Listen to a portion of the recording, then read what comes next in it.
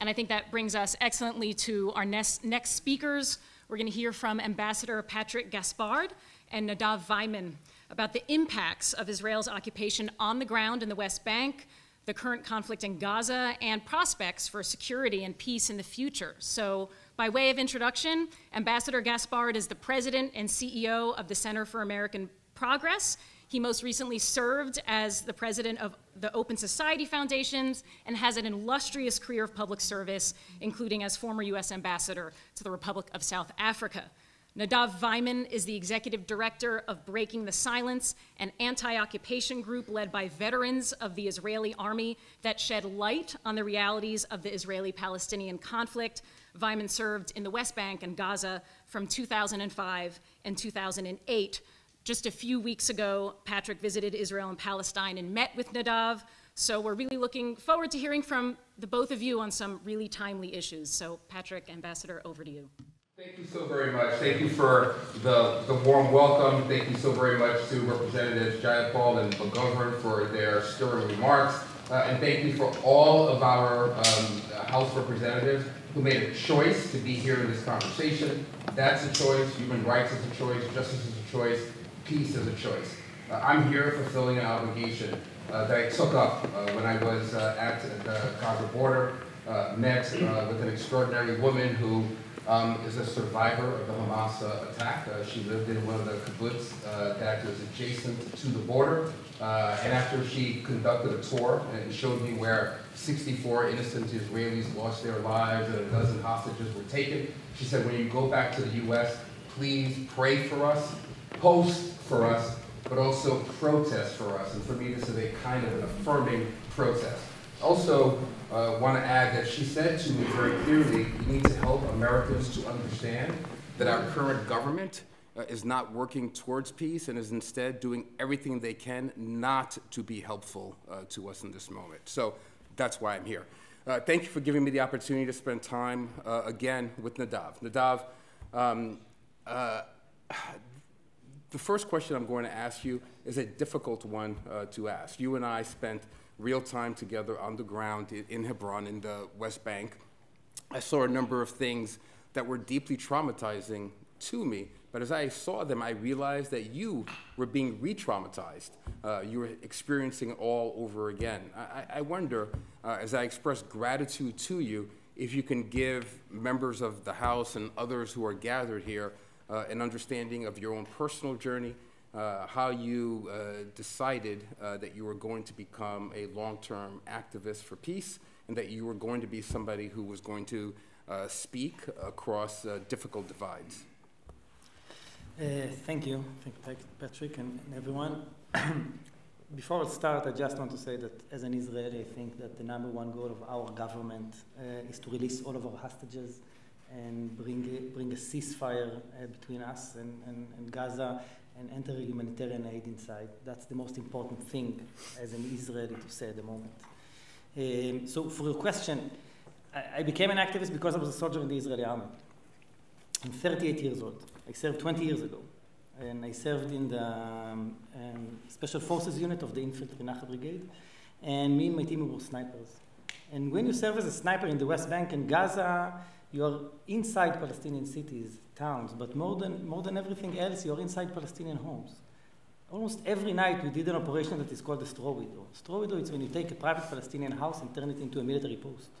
It means that you have to storm the house in the middle of the night, drag all of the family members from their beds, and put them in one room so they won't bother us. And then we put our sniping rifles, and me as the spotter of the team, I would put my thermal camera in one of the rooms. Then we start scanning the city.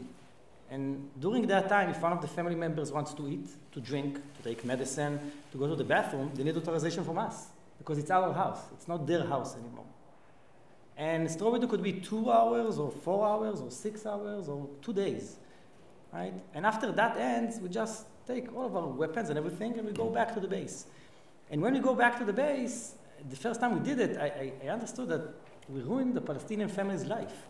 Not because we had information, not because we want to shoot at someone, because they told us this is a routine operation. You have to be with your sniping rifles inside the Palestinian city. And I was brought up on the idea that I have to protect Israel. That what I'm doing in the Israeli army is protecting Israel. And that wasn't protecting Israel. That was controlling Palestinians. And that's a different thing altogether. So you ask me how I became an activist. I served in the IDF. And I think that as an Israeli, we have the moral obligation to speak about what we did over there. It's not a secret that belongs to me as a soldier or as an Israeli. It's something that everybody should know that is happening almost every night. Straw widows like I did. But every day, we have checkpoints and Palestinians giving permits and now fighting in Gaza and arrest. It's an ongoing occupation of 57 years. I'm going to ask you in a moment about Gaza and how we ended up where we're at and what perceptions are on the ground. But I want to go back to something that you said to me when we were together in Hebron. You said that the mission that you had was to continuously mow the lawn. Can you help us understand what it means to mow the lawn and the purpose of that and the psychology of it? Yeah, so as soldiers, we are getting commands to do all kinds of operations. But one of the main commands that we are getting as IDF soldier, it's called making your presence felt. What does it mean, making your presence felt? So all of the Palestinians would know who controls them. Throw a stun grenade in the middle of a Palestinian village in the middle of the night, or build a makeshift checkpoint. So Palestinians won't know if they need to go through 2 checkpoints or 10 checkpoints on their way to work, or to school, or to the grocery shop. And stop Palestinians and taking their IDs and question them. And by the way, now we have a new system. It's called the Wolfpack. It's a facial recognition system. It means that I'm stopping Palestinians. I take a photo of their face with a cell phone, and an app tells me what to do, if to detain the Palestinians or to let them go. Right? So mowing the lawn, it means that all of the Palestinians, all of the time, should understand that the IDF controls them. It doesn't matter if it's a nurse from a hospital, if it's a 14-year-old kid, or if it's a construction worker. All of them would feel our control. I recognize that as you took up your advocacy and your determination to bring Hebron to Tel Aviv, in your own words, that you yourself have been under all kinds of surveillance and attack, and I'm just impressed with how steadfast you've been through all of that.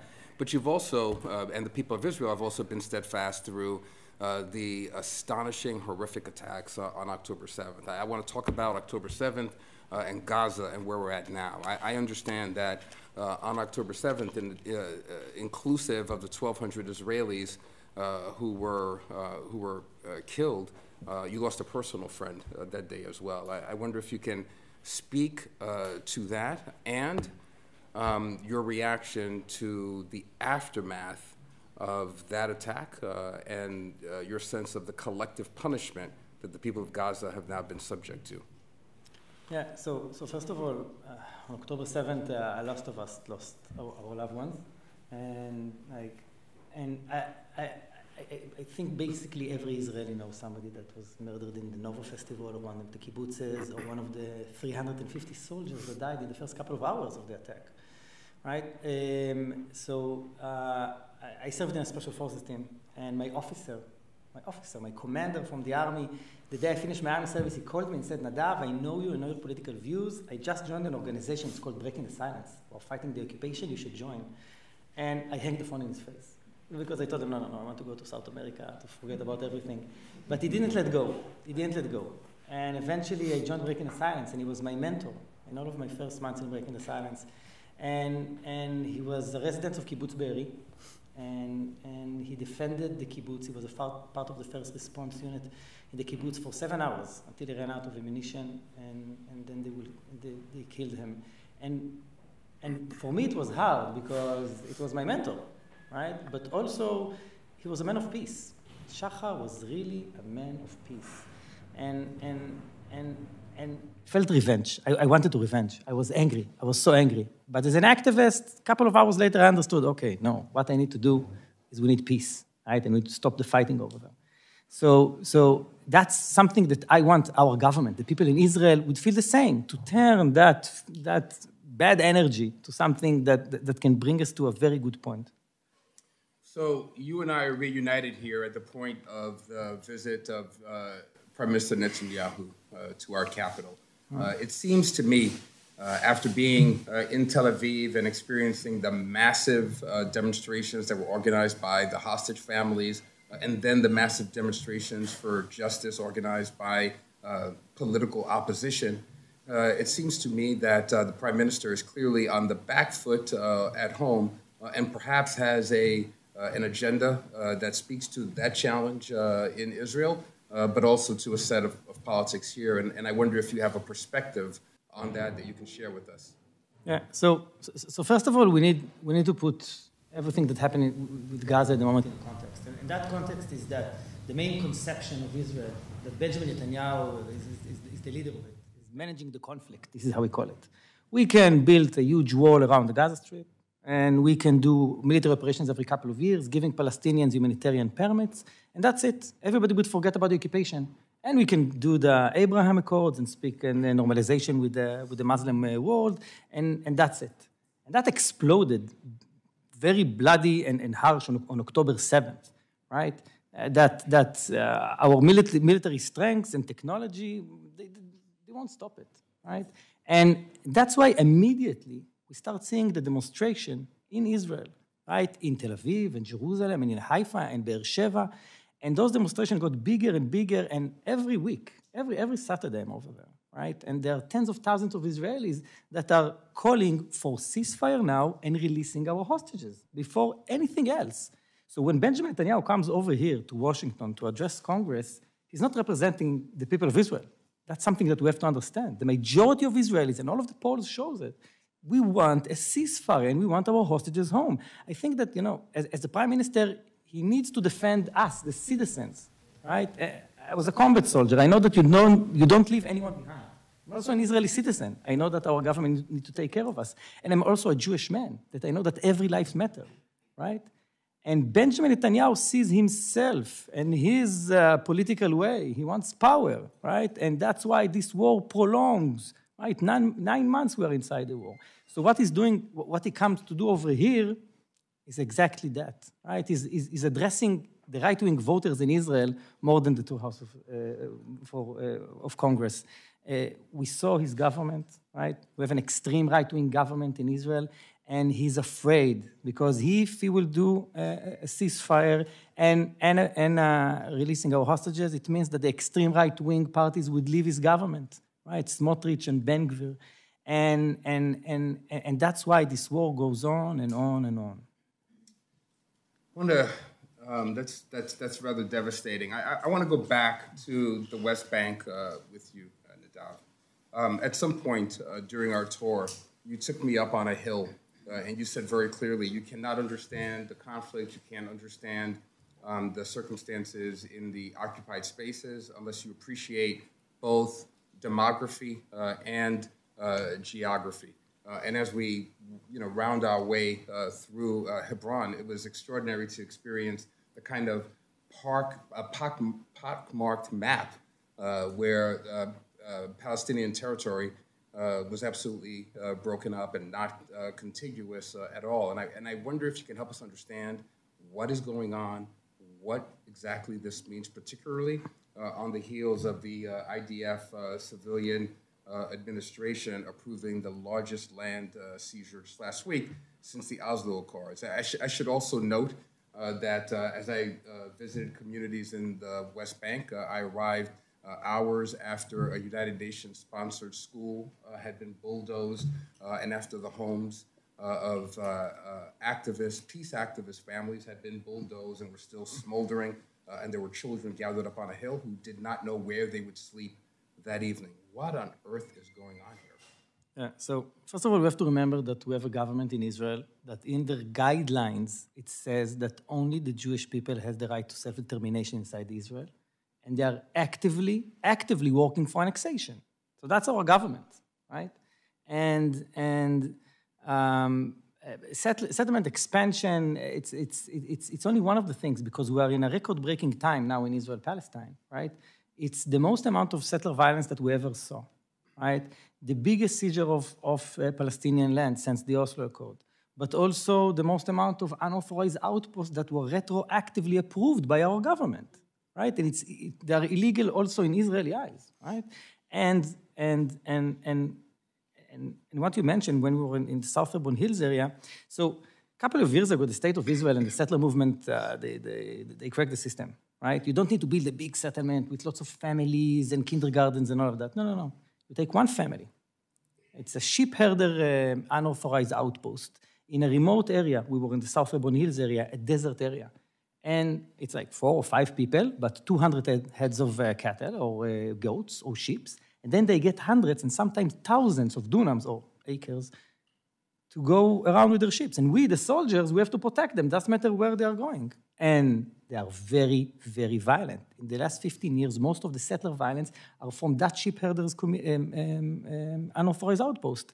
And we were in Zanuta, right? Zanuta, a cave dwellers community, a Palestinian cave dwellers community in the South Hebron Hills that was abandoned after October 7th because the settlers took advantage that all of the eyes of the world and Israel were on Gaza or on Lebanon, and they unleashed settler violence. And Zanuta was the largest cave dweller community that fled. They left. Why? Because settlers were very violent towards them from the unauthorized outpost next to them. IDF soldiers protected the violent settlers, right? And the community left. About 400 adults and a couple of hundreds of goats and sheep, the largest one. And 18 communities left, fled since October 7th. Right? So this is our government that wants to make the Oslo Accords disappear, right? Using settler violence, and we have to remember, settler violence or the settlement, it's not something that it's detached from Israel. It's a part of the policy. If I'm, as a soldier, I'm not allowed to enforce law on violent settlers, it means that settlers are, or violent settlers are a part of the system, are part of the mechanism of the occupation, right? That last point is critical, and we should express thanks to our representatives here who pushed for targeted sanctions against the extremist settlers who were inciting this violence, and we appreciate their leadership on that front. Nadav, you and I have about 3 minutes left for this conversation. Here in Capitol Hill, they take their assignments very seriously. Representative McGovern gave us a clear assignment and said that he came here for some inspiration. When I left you in the West Bank, I felt incredibly inspired. You're talking about difficult things here. We were all dismayed by the reality just last week when the Knesset voted down a resolution for Palestinian statehood, calling that an existential threat to Israel. Despite all of that, what gives you hope? What gives you optimism? What inspires you in your engagement with Israelis and Palestinians? Give Representative McGovern that spark of inspiration that he came here for. So first of all, I've got to say about the sanctions. Right? Sanctions were a very important step to show Israelis that impunity doesn't exist, right? That settler violence is something that we need to address. And that was a very, very important step, right? I don't want Israel to be sanctioned. I don't want to be isolated. But it was, like everybody said today, like we are allies, right? When I fought in Gaza, I had an M4 and it was engraved on the side, property of US government. Right? But that's only part of that friendship. The other part is saying, whoa, stop, right? And we need to go to the next phase of sanctions. And I've got to say something. Like, I'm doing this for the past 12 years, right? Talking with Israelis and internationals. And there's something that I understood, you understood quite quickly, I've got to say, that when you speak the truth, and when you take responsibility, like what breaking the silence, we're taking responsibility of what we did. We're saying to the Israeli society and to the world, this is what we're doing, right? We need to address that. And when you speak truth to power in front of human beings, they understand that. And that gives me power it gives me energy every week when I meet Israelis. It doesn't matter if we argue or not, if we agree or not, the conversation exists. And we can see what happened with the liberal democratic camp in Israel or with the anti-occupation bloc in Israel. It gets bigger and bigger because people understand that we cannot be an occupying power forever, right? 57 years, that's too much. That's our forever war, right? It's too much. And I've got to say, the last couple of days that I spent over here in Washington meeting with congressmen and women, and I understood that we have a lot of allies. And that's something that Israelis should understand, that over here we have a lot of allies that can help us bring an end to the occupation and bring peace to the region. Nadav, when I was in the West Bank, I was overwhelmed by your courage today. I'm overwhelmed and humbled by your ability to extend grace to everyone, Israelis and Palestinians alike. Thank you so much. Thanks, Patrick.